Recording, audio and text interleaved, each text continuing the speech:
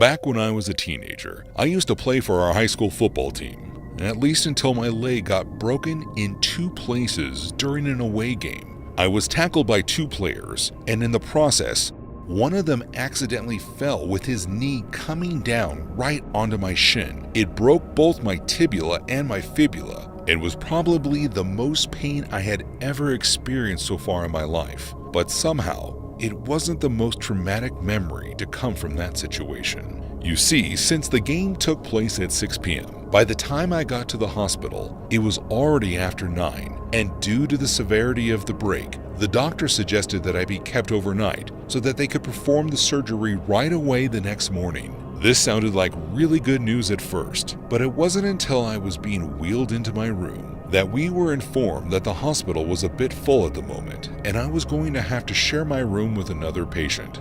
I honestly didn't mind at first. I was hoping to just get some sleep and get fixed up in the morning. And when I got into my room, I saw that the other patient was already asleep, so I figured that it wouldn't be an issue for me. I told my parents that it was alright if they wanted to go home, and they spoke to the doctor and figured out what time they would have to be back in the morning before wishing me a good night and heading off. It only took me about an hour to fall asleep, and by then the pain in my leg had subsided thanks to the medication that they had given me. I don't really remember them, but I was having really vivid dreams that night before I was woken up by the sound that was coming from across the room. I figured it was one of the doctors or nurses checking in on us, so I didn't pay any mind. But as I tried to get back to sleep, I swear I could hear what sounded like heavy breathing. The hairs on my arms and legs started to stand up as chills began to roll over my body. I don't know how I could tell, but without even opening my eyes, I could feel that someone was staring at me. I let out a scream as I opened my eyes and saw a man with what looked like bloodshot eyes standing over my hospital bed. When I screamed, the man jumped back a bit, but he just continued to stare. I tried to yell out for help, but no words were coming. I looked around at the room and saw that the bed next to mine was empty, and realized that this must have been the other patient that was in the room. I locked eyes with him, not knowing what I should do and just hoping for the doctor to arrive. The man took a step toward me and placed his hand on the side of my bed, which caused me to once again let out a quick scream like a gasp, to which the man responded by mimicking the noise over and over again as he slowly leaned in closer and closer to me. I didn't want to hit the man, but I was very uncomfortable at this point and began balling up my fist. Thankfully, a doctor as well as 3 nurses came rushing into the room and pulled the man away from me. The doctor explained that he had dementia and was there getting checked for cancer. He likely woke up and was having a fit of sorts and didn't have the slightest idea about what was going on around him. The doctors ended up finding another room that they could move me to and let the man have the room to himself, both for his own safety and for the safety of others. I didn't get any more sleep that night. I was too shaken up, but once I was put into a different room, I was able to at least get comfortable while I waited for my parents to return and for the surgery in the morning. My leg healed just fine, but I don't think I will ever be able to get the image of the man just staring down at me as I slept out of my head.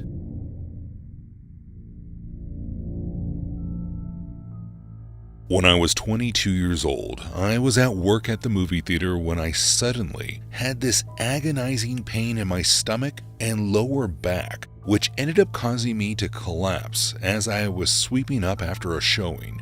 I ended up having a coworker take me to the hospital, only to discover that I needed to have my gallbladder removed. Now, I hated the hospital, so the idea of needing surgery, let alone having an organ removed, was something that freaked me out beyond belief. The doctor and surgeon were both really comforting though, and reassured me that it was a fairly simple procedure and that I would be just fine.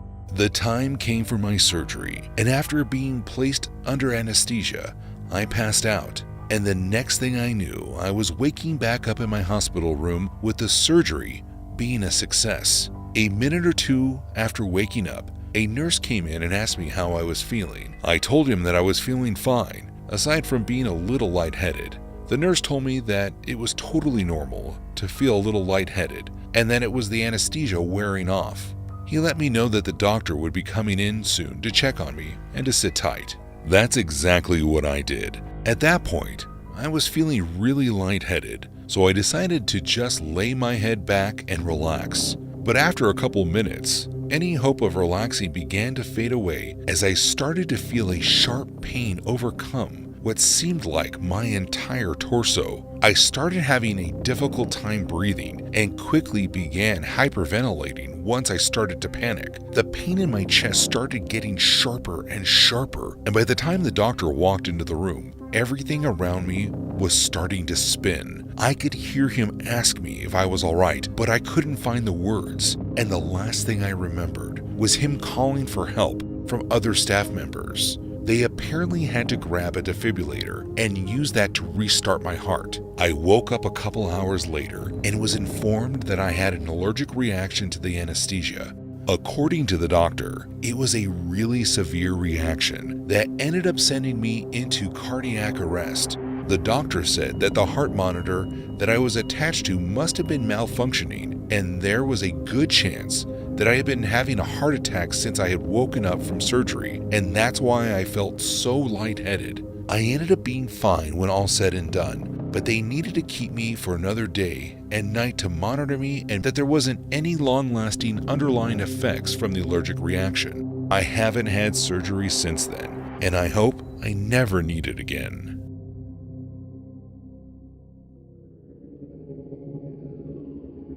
There's really never a slow night when you're working overnight at a hospital. I mean, sure, some are less intense than others, but the patients never really stop coming in. And because of that, after working years as a doctor, the days sort of begin to blend together. The only thing that typically separates them from any other day on the shift is a unique patient. Though, there was one day that I'll never forget, and it's not because of my patients. It was while I was still working at Tampa General in Florida. It was about 12:30 in the morning, and I was about halfway through my shift. I stopped into a patient's room as I was making my rounds to check in on them, and after taking a look at the monitor and running a few quick exams, I saw that they were a bit dehydrated from the medication that we've been giving them. So I went and grabbed a fresh bag for the IV drip and began hooking it up. While I was doing that, I started to notice people shuffling around in the hallway out of nowhere. I just assumed that a patient had come in that was in critical condition and needed help quickly, but when I stepped back out into the hallway, I quickly realized I was wrong. As soon as I popped my head out of the patient's room, I noticed that everyone that was running through the halls was rushing into various rooms. I was really puzzled by this, so I continued to look around. That was when another doctor came around the corner of the door and rushed into the room before closing it. I asked them what was going on, and that was when they informed me that there was an active shooter in the building. My eyes widened as fear began to course through every bone in my body. We had trained for this, but never in my life would I have thought that I would be put in this sort of situation. We both made sure that the door was secured and then checked on the patient and informed them of the situation and tried to calm them down while also keeping ourselves calm. After about a moment of being locked in that room, it was as if a blanket of silence had fallen over the hospital. Every moment that passed by felt like an hour, and all we could hear were the sounds of certain machines running in other rooms. Then my heart practically stopped as I heard what was without a doubt the sound of footsteps slowly making their way down the hallway. We all held our breath as they slowly passed by our door, but we were all terrified at the sound of whoever it was stopping just a little bit down the hall past the room we were stashed in. I heard the sound of fumbling at the desk that they must have stopped at, and after a couple of minutes, they turned and I could hear them walking back in our direction. Once again, we held our breath as whoever it was walked past our room. Only this time, they kept going for a bit longer before stopping. But once they stopped, we heard the unmistakable sound of someone slamming against one of the hospital room doors, which was followed by the sound of 3 gunshots. The 3 of us that was hiding in the patient's room couldn't help but let out a gasp or scream before realizing that we should still be quiet. By that time, there was more of a commotion out in the hallway, and we could hear the sound of someone yelling. After listening closely to the yelling, I could tell that the police had finally arrived. The sound of officers began flooding the hall, and in no time at all, the shooter had been apprehended. We waited for the police to let us know that it was safe to come out and to take our stations, but there was a pit in my stomach, still wondering what happened to whoever got shot. Thankfully, we learned that the police had gotten there and apprehended the man before anyone was injured. It turned out that the gunshots we heard were the gunman trying to shoot the handle of the door hoping to get in. But that's not how our emergency locks work, so he never ended up getting into the room. According to what we heard, the gunman was looking for someone who had been hospitalized after being shot in what was believed to be an alleged gang-related incident.